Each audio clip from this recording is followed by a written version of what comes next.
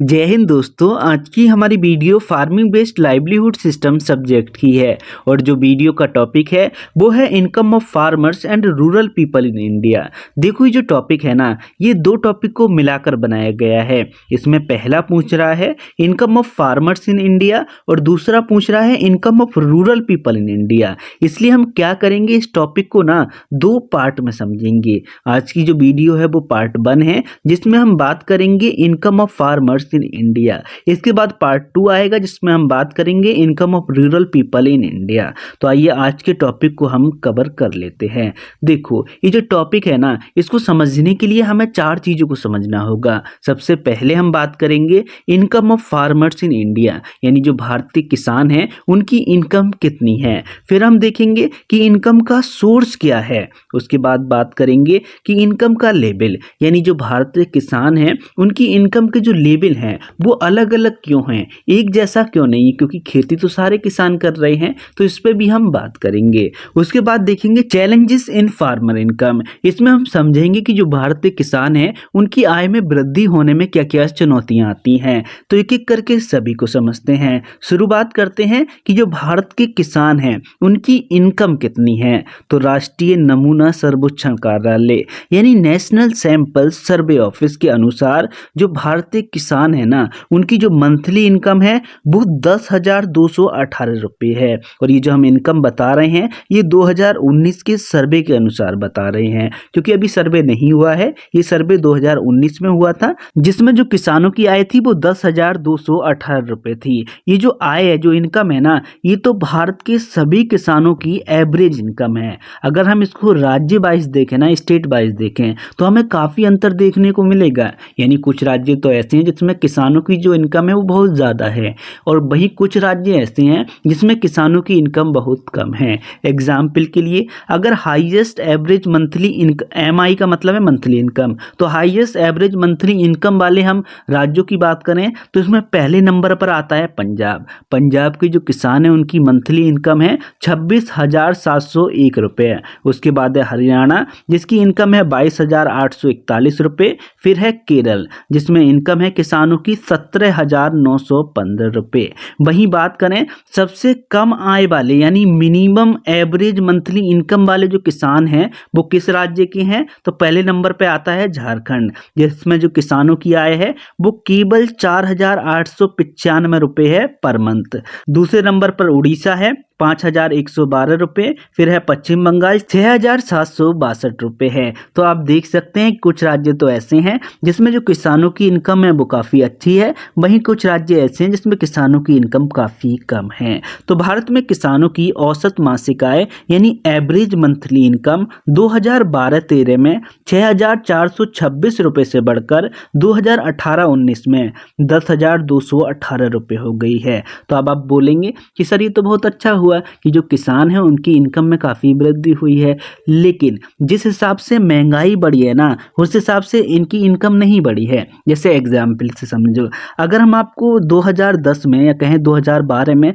100 रुपये लेके मार्केट में बेचते ना, तो आप जितना सामान 100 रुपये में 2012 में ला सकते थे ना, उतना सामान अगर हम आपको 2019 में या कहें कि 2024 में 200 रुपये लेके भेजे ना, तो आप उतना सामान नहीं ला पाएंगे। यानी कहने का मतलब है कि जो किसानों की इनकम है उसमें वृद्धि तो हुई है, लेकिन वृद्धि से ज़्यादा महंगाई बढ़ गई है, तो उनकी रियल इनकम में कोई ज़्यादा अंतर नहीं आया है। यही बात यहाँ पे लिखी है कि हालांकि ये वृद्धि महंगाई दर की गति के साथ तालमेल नहीं बैठा पाई, इसके कारण किसानों की वास्तविक आय यानी रियल इनकम में गिरावट आई है। तो वही बात है जो हमने आपको बताई है, यानी किसानों की इनकम में वृद्धि जरूर हुई है, लेकिन वृद्धि से ज़्यादा महंगाई बढ़ गई है आज के टाइम में। तो अब हम इसको इंग्लिश में देख लेते हैं।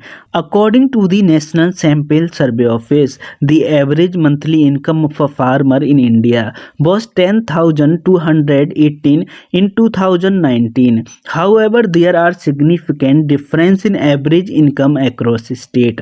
Highest average monthly income Punjab, Haryana and Kerala.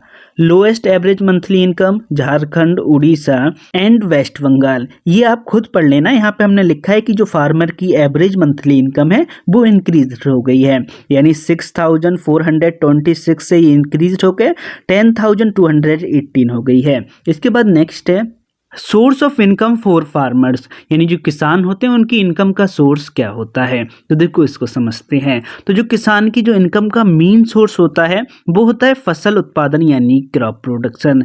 Crop production में बहुत सारी जो क्रॉप्स होती हैं किसान उनका प्रोडक्शन करते हैं, जैसे गेहूँ, चावल, मक्का, गन्ना या दलहनी आदि। तो इनका जो प्रोडक्शन जब किसान करेगा तो उसके बाद उसको मार्केट में ले जाकर वो सेल करेगा, तो बदले में उसको पैसा मिलेगा या कहें उससे उनकी इनकम होगी। तो मेन इनकम का सोर्स जो होता है वो होता है क्रॉप प्रोडक्शन। उसके बाद पशुपालन यानी एनिमल हस्बेंड्री। तो जो कुछ किसान होते हैं वो गाय, भैंस, बकरी और भेड़ जैसे पशुओं को भी पालते हैं, जिससे उनको क्या मिलता है, तो दूध, ऊन, मांस और खाद इत्यादि। तो इनको भी बेचकर किसान पैसे कमाते हैं या कहें अर्निंग करते हैं। फिर है मुर्गी पालन, मछली पालन और रेशम उत्पादन। तो कुछ किसान इससे भी पैसा कमाते हैं या वो उनकी इनकम का सोर्स होता है। गैर कृषि कार्य यानी नॉन एग्रीकल्चरल एक्टिविटीज। तो देखो जो किसान होते हैं ना वो केवल एग्रीकल्चर से या कहें फार्मिंग से पैसा नहीं कमाते, बल्कि वो नॉन एग्रीकल्चरल एक्टिविटीज से भी पैसा कमाते हैं। नॉन एग्रीकल्चरल एक्टिविटी कौन सी, तो वो है मनरेगा। तो देखो जो हमारी गवर्नमेंट है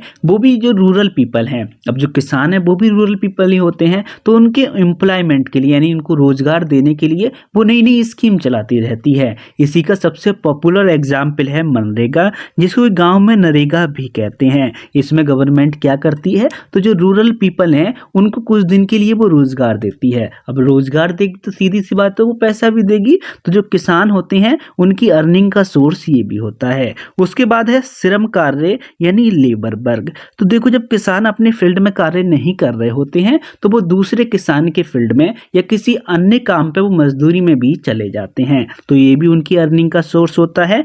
फिर है भूमि किराए पर देना। तो देखो कुछ किसान ऐसे होते हैं जिनके पास जो एग्रीकल्चर एरिया है या कहें जो भूमि है वो ज़्यादा होती है, तो वो क्या करते हैं दूसरे किसान को ना वो किराए पर दे देते हैं। अब जब दूसरा किसान उसमें खेती करेगा या फार्मिंग करेगा तो बदले में उसको पैसा तो देगा ही ना, जिसकी वो भूमि है। तो कुछ किसानों की इनकम का सोर्स ये भी होता है। फिर है ट्रैक्टर या थ्रेसर किराए पर देना या सिंचाई पंप का उपयोग। तो देखो जो बड़े बड़े किसान होते हैं ना उनके पास मशीनरी ज़्यादा होती है, तो जो छोटे किसान, अब छोटे किसान तो मशीनरी नहीं खरीद सकते, सीधी सी बात है, क्योंकि उनके पास उतना पैसा होता नहीं है। तो वो क्या करेंगे, इन बड़े किसानों से ना उसको वो किराए पर ले लेते हैं, या कहें कि जो बड़े किसान होते हैं वो इनके फील्ड में जाकर अपनी मशीनरी से कार्य कर देते हैं। अब कोई फ्री में तो कार्य करेगा नहीं, तो ये जो बड़े किसान होते हैं वो फिर इनसे पैसा लेते हैं। तो जो कुछ किसान है उसकी अर्निंग का सोर्स ये भी होता है, यानी जो मशीनरी है उसको किराए पर देना। फिर है सिंचाई पंप का उपयोग। तो देखो जो कुछ किसान होते हैं वो अपने फील्ड में ट्वेल्स करा लेते हैं, यानी अपने खेत में वो ट्वेल करा लेते हैं एरीगेशन के लिए। अब वो केवल अपने फील्ड की तो एरीगेशन करेंगे नहीं, बल्कि जो आसपास से किसान होते हैं, सभी किसान तो ट्वेल नहीं करा सकते ना, क्योंकि इसमें काफ़ी खर्चा आता है। तो जो व्यक्ति ट्वेल कराता है, जो किसान ट्वेल कराता है, तो उसी के ट्वेल से ना जो आसपास से किसान होते हैं वो सिंचाई कर लेते हैं। अब फ्री में तो कोई कार्य करेगा नहीं, तो क्या होगा कि जो ट्वेल का मालिक है ना उसको एक किसान जो एरीगेशन कर रहे हैं वो प्रति घंटे के हिसाब से या प्रति हेक्टेयर के हिसाब से पैसे इसको देंगे। तो कुछ किसानों की अर्निंग का सोर्स ये भी होता है। इसके बाद अब हम इसको इंग्लिश में देख लेते हैं। तो जो मेन सोर्स रहता है फार्मर की इनकम का वो रहता है क्रॉप प्रोडक्शन, यानी जो फार्मर्स होता है वो डिफरेंट क्रॉप का प्रोडक्शन करता है, जैसे कि व्हीट, राइस, मिर्च, शुगर कैन, पल्सेस एक्सेट्रा। इसके बाद है एनिमल हस्बेंड्री, ये भी कुछ फार्मर्स की इनकम का सोर्स होता है। उसके बाद पोल्ट्री फार्मिंग, फिशरीज और सेरिकल्चर। इसके बाद non agricultural activities. Non agricultural activities में जैसे कि आपका मनरेगा हो गया, लेबर वर्क, और जो लैंड होता है यानी जो भूमि होती है उसको रेंट पे देना। फिर है जो मशीनरी है जैसे कि ट्रैक्टर, थ्रेसर इत्यादि को रेंट पे देना, और यूज़ ऑफ एरीगेशन पंप। इसके बाद नेक्स्ट है आय के स्तर यानी इनकम लेवल ऑफ फार्मर्स। अब हम ये समझते हैं कि जो भारतीय किसान हैं उन सभी किसानों की इनकम एक जैसी क्यों नहीं है, क्यों? जो पंजाब के किसान हैं उनकी इनकम बहुत ज़्यादा है, वहीं जो झारखंड के किसान हैं उनकी इनकम बहुत कम है। उसका क्या रीज़न है उसको हम समझते हैं। तो किसानों की आय में विभिन्न कारणों से असमानता है। इसका पहला और सबसे बड़ा कारण है जमीन की उपलब्धता और आकार, availability and size of land. तो देखो, जो किसान होते हैं उनके पास जो भूमि होती है ना, वो एक जैसी नहीं होती। यानी किसी के पास भूमि ज़्यादा होती है, किसी के पास बहुत कम रहती है। जैसे हमने आपको बताया था कि जो पंजाब के किसान हैं उनकी अर्निंग बहुत ज़्यादा है, या कहें इनकम बहुत ज़्यादा है, वहीं जो झारखंडी किसान हैं उनकी इनकम बहुत कम है। तो उसका रीज़न क्या है? तो देखो, उसका सबसे बड़ा रीज़न है कि जो पंजाब के किसान है ना, उनके पास एग्रीकल्चर एरिया बहुत ज़्यादा है, साथ ही उनके पास मशीनरी भी है। वहीं जो झारखंड के किसान है ना, उनके पास जो भूमि है ना किसानों के पास, वो ज़्यादा नहीं है। यानी आपको अधिकांश किसान झारखंड में ऐसे मिलेंगे जिनके पास 2 हेक्टेयर या 2 हेक्टेयर से कम ज़मीन ही है। अब जब ज़मीन इतनी कम होगी तो सीधी सी बात है कि उनके जो इनकम है वो भी कम होगी। तो जो पहला कारण है वो है सीमांत किसान, यानी जो छोटे भूखंडों पर खेती करते हैं उनकी आय सीमित रहती है या कम रहती है। मध्यम और बड़े किसान, जिनके पास बड़े भूखंड और संसाधन हैं, उनकी आय तुलनात्मक रूप से अधिक होती है। वही बात जो हमने अभी आपको बताई, यानी अगर किसी किसान के पास जो एग्रीकल्चर एरिया है वो कम होगा तो उसकी इनकम भी कम होगी, और एग्रीकल्चर एरिया ज़्यादा होगा और साथ ही मशीनरी भी ज़्यादा होगी तो उसका सीधा सा सब जवाब है कि उसकी जो अर्निंग है, कहें इनकम है, वो ज़्यादा होगी।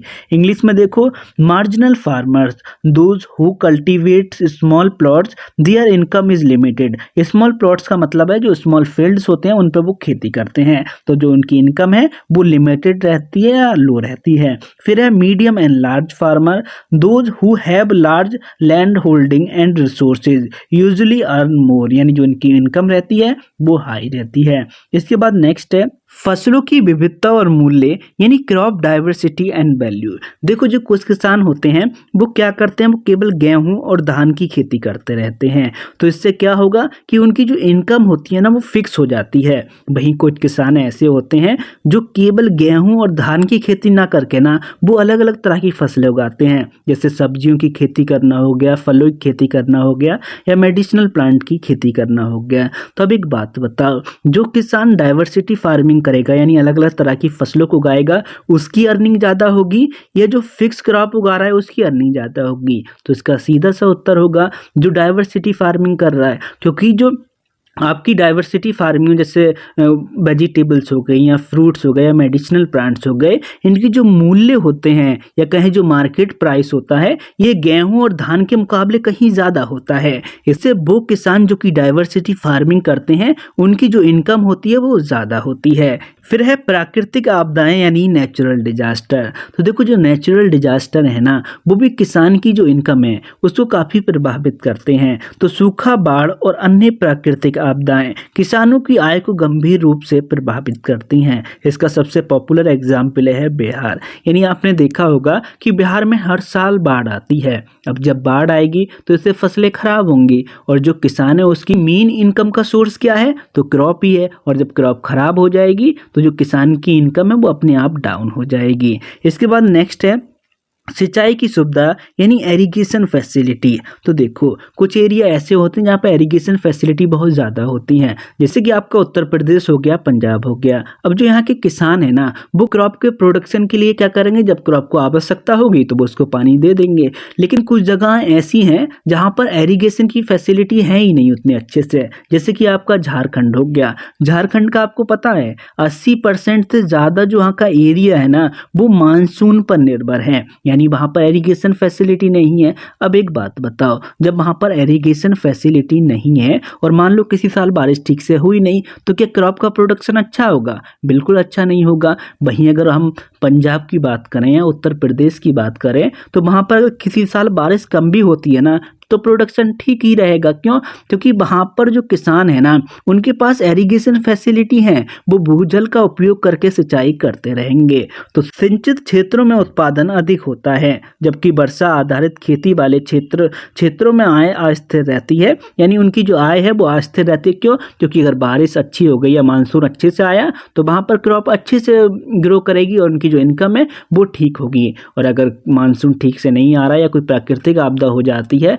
तो जो उनकी इनकम है वो काफ़ी कम हो जाएगी, तो इसलिए उनकी इनकम अस्थिर रहती है। Production in irrigated area is high while income in rainfed farming areas remains unstable. इसके बाद नेक्स्ट है शिक्षा और तकनीकी जानकारी यानी एजुकेशन एंड टेक्निकल इंफॉर्मेशन। तो देखो, जिन किसान के पास ना एग्रीकल्चर से रिलेटेड नॉलेज होती है ना, वो बहुत अच्छे से एग्रीकल्चर कर पाते हैं, या कहें कि वो साइंटिफिक तरीके से कृषि कर पाते हैं। अब जिन किसानों के पास एग्रीकल्चर नॉलेज और वो साइंटिफिक तरीके से कर रहे हैं तो इससे उनका प्रोडक्शन काफ़ी ज़्यादा होता है, और प्रोडक्शन ज़्यादा होगा तो इससे उनकी इनकम भी ज़्यादा होगी। इसलिए जिन किसानों के पास एग्रीकल्चरल नॉलेज है उनकी इनकम ज़्यादा होती है। इसके बाद नेक्स्ट है किसानों की आय में चुनौतियां यानी चैलेंजेस इन फार्मर इनकम्स। अब हम समझते हैं कि जो किसानों की आय है उसमें वृद्धि क्यों नहीं हो रही है, या कहें कि उनकी आय में वृद्धि होने में क्या क्या चुनौतियां आती हैं। तो जो पहली है